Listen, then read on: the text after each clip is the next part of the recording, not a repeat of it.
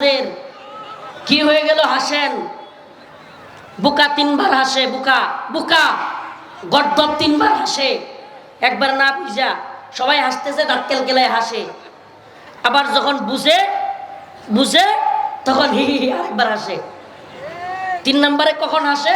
যখন মনে হয় আমি না বুঝা হাসছিলাম। তো নিজের গর্দব পরিচয় দিয়েন না। হ্যাঁ, আপনাদের মতো অনেক হাস্যকর জাতি কাশ্মীরে মাইর খাচ্ছে, মায়ানমারে মাইর খাচ্ছে। চেয়ারম্যান মায়ানমারের চেয়ারম্যান এখন রোহিঙ্গা ক্যাম্পে একটু ডাইল ভাতের জন্য সিরিয়ালে দাঁড়ায় আছে। কোথায় দাঁড়ায় আছে? যেই জাতি অচেতন এই জাতি সবসময় পরাজিত হয়, আর যেই জাতি সচেতন সেই জাতি সবসময় বিজয়ী হয়। অন্তত সজাগ থাকেন, এই জজবাটাকে, এই ইমানি পাওয়ারটাকে অন্তত জাগায় রাখেন। ইমানি জজবাটাকে মরতে দিয়েন না।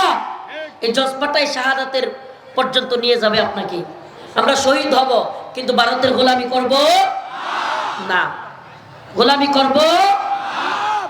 প্রিয় হাজিরিন, প্রিয় উম্মাহ, প্রিয় জাতি, এজন্য বলি, যে দলই করেন, দলের নাম বলতে চাই না, কিন্তু দলের অন্ধভক্তি হয়েন না, শায়েকের অন্ধভক্ত হয়েন না, পীরের অন্ধভক্ত হয়েন না, আমির সাহেবের অন্ধভক্ত হয়েন না। কোন দল, কোন পীর, কোন শায়েক আমাকে বেহেশতে নিতে পারবে না। অতএব এই ব্যাপারে সজাগ থাকতে হবে। যদি কোনো দল ক্ষমতার লোভে ভারত প্রেমী হয়ে যায়, ওই দলকেও আমরা বয়কট করতে ন্যূনতম চিন্তা করব না। রাজি আছেন ইনশাআল্লাহ? মুহাম্মাদুর রাসূলুল্লাহ ওয়াল্লাযীনা মাআহু আশিদ্দাউ আলাল কুফফার রুহামাউ বাইনাহুম। কি বলবো ভাই, কষ্টে বুক ফাইটা যায়, মানুষকে বুঝাইতেও পারি না আমাদের কষ্টগুলো। কি মনে করেন খালি আপনারা এত মানুষ আইছেন এই জন্যই মাহফিলে আসছি? 5 দিন মাহফিল বন্ধ ছিল। সাইফুল ইসলাম আলিফ ভাইয়ের হত্যার পর থেকে প্রত্যেকটা মাহফিলে শরীক হওয়ার চেষ্টা করতেছি, শত কষ্ট নিয়েও একটা মেসেজ দেওয়ার জন্য এই জাতিকে। ও আমার জাতি, ও আমার জাতি, অবস্থা খুবই শোচনীয়, অবস্থা খুবই শোচনীয়। তোমরা যাদেরকে জাতীয় নেতা মনে করো, তোমরা যাদেরকে এদেশের কাণ্ডারি বা এদেশের রাষ্ট্রীয় দায়িত্বশীল মনে করো, এদের অনেকের মধ্যেই রাষ্ট্রের প্রতি, জাতির প্রতি কোনো দরদি নাই। এদের কোনো চিন্তাই নাই এ রাষ্ট্র নিয়ে, এদের মুসলিম উম্মা নিয়ে চিন্তাই নাই। এরা পকেট আর পেটের দান্দার, ক্ষমতার দান্দা করে। তুমি একজন সাধারণ দিনমজুর হইতে পারো, খেটে খাওয়া মানুষ হইতে পারো, কিন্তু তোমার অন্তরে যদি দিনের প্রতি, উম্মার প্রতি, জাতির প্রতি ভালোবাসা থাকে, ওই নেতা, এমনকি ওই সামরিক কমান্ডার, ইতিহাস এমনও পাওয়া গেছে যে কোনো দেশের সাথে, কোনো ইসলামের সাথে যুদ্ধ লাগছে, দেশের সাথে যুদ্ধ লাগছে, সামরিক কমান্ডার বিপক্ষ দলের দালাল হয়ে গেছে, আর সাধারণ পাবলিক সেনাবাহিনীতে যোগ দিয়া নিজের জীবন উৎসর্গ করছে। ইতিহাসে আছে না নাই? সেনাবাহিনী কি করলো? সেনাবাহিনীর সৈনিক রাজাকার হয়ে গেছে, দালাল হয়ে গেছে, আর সাধারণ পাবলিক, খেটে খাওয়া মানুষ সৈনিক হয়ে গেছে। আছে কি নাই? এজন্য আমাদের দায়িত্ব এই সাধারণ পাবলিককে বোঝানো। প্রিয় ভাইরা আমার, বন্ধুগণ আমার, এই হিন্দুত্ববাদী ভারত যেই পরিমাণে উস্কানি দিচ্ছে, আমার তো মনে হয় এই চিন্ময় কুমার দাসকে রিমান্ডে নিয়ে পিটাইলেই সকল তত্ত্ব বের হয়ে যাবে ভারত কি কি ষড়যন্ত্র করতেছে। না হলে একটা লোকের জন্য ভারত বাংলাদেশকে থ্রেট দেয় কেন? কাহিনী কি? বাংলাদেশকে থ্রেট দিতেছে একটা লোকের গ্রেফতারের জন্য। একটা লোকের জন্য সীমান্ত সিলগালা করে দিবে, সীমান্তে বাণিজ্য বন্ধ করে দিবে, ভিসা বন্ধ করে দিবে, হাই কমিশন ঘেরাও করতেছে। আপনারা কি এগুলো দেখতেছেন না? তার মানে কি? এই লোকটা, আমার তো মনে হয় এই বদমাইশ বাংলাদেশে রয়ের বড় ধরনের কোনো এজেন্ট। একে যদি পিটানো যায়, ঠিক মতো সাইজ করা যায়, তাহলেই অনেক তথ্য বের হয়ে যাবে। আমি বাংলাদেশি সনাতন ধর্মাবলম্বী জনগণকে বলি, দেখেন, আপনাদের প্রতি আমাদের কোনো আক্রোশ নেই। এই বাংলাদেশে আমরা সবাই মিলে বসবাস করি, আপনাদের প্রতি কোনো আমাদের আক্রোশ নেই। কিন্তু সাবধান, ভারত প্রীতি দেখাবেন না।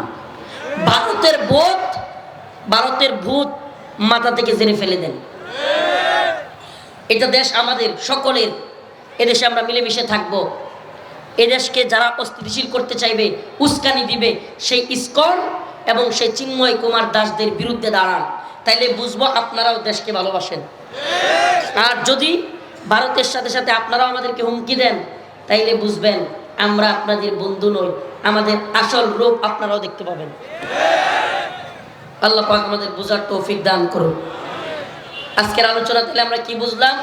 আল্লাহর রাসূল এবং তার সাহাবীরা আশিদ্দাউ আলাল কুফার, কাফের মুশরিকদের ব্যাপারে কি শক্ত, রুহামাউ বাইনাহুম, নিজেরা নিজেদের মধ্যে কি সহনশীল, দরদওয়ালা। আমরাও যারা আমাদের ব্যাপারে সহনশীল, আমরাও তাদের ব্যাপারে কি, কিন্তু ইসকনের ব্যাপারে সহনশীলতা, এটা কি ঠিক হবে? একটা কথা বলে দেই, জালেমের প্রতি উদারতা মাজলুমের সাথে গাদ্দারি। জালেমের প্রতি উদারতা, মাজলুমের সাথে, এই ইসকনের সাথে, চিন্ময় কুমার দাসের সাথে উদারতা দেখানো আমার ভাই শহীদ সাইফুল ইসলাম আলিফ ভাইয়ের সাথে গাদ্দারি। ঠিক কি ঠিক না? অতএব আমরা আমাদের সোহাদাদের সাথে গাদ্দারি করব। আসুন সবাই মিলে শহীদ সাইফুল ইসলাম আলিফ, শহীদ আবরার ফাহাদ এবং আরও যারা যারা ফিলিস্তিনের মুসলমান আছে তাদের জন্য দোয়া করি। সকলেই একটু হাত তুলি, মুসলিম উম্মার জন্য দোয়া করি এবং কথার কথা না, সজাগ থাকি। যে কোনো মুহূর্তে যেই পরিস্থিতি হয়েছে, এই আপনারা মনোযোগ দিয়ে বাবা শুনেন, হাইকোর্টের একজন, সর্বোচ্চ আদালতের একজন অ্যাডভোকেট ব্রিফ করতেছে সাংবাদিকদেরকে। আপনারা কেউ দেখছেন কিনা? সাংবাদিকদেরকে ব্রিফ করতেছে, সেখানে উনি নিজে স্বীকার করছে যে ভারত বাংলাদেশকেও সিকিম কিংবা হায়দ্রাবাদের মতো দখল করতে চায়।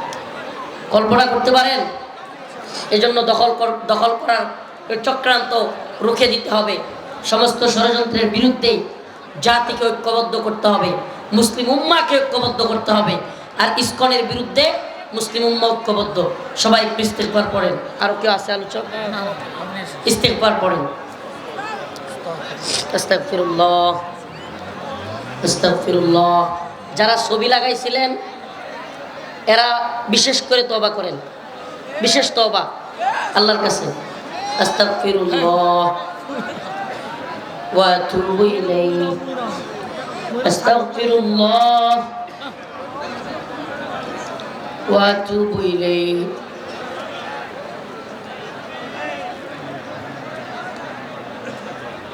সবার জন্য, আমরা সকল শহীদদের জন্য দোয়া করি।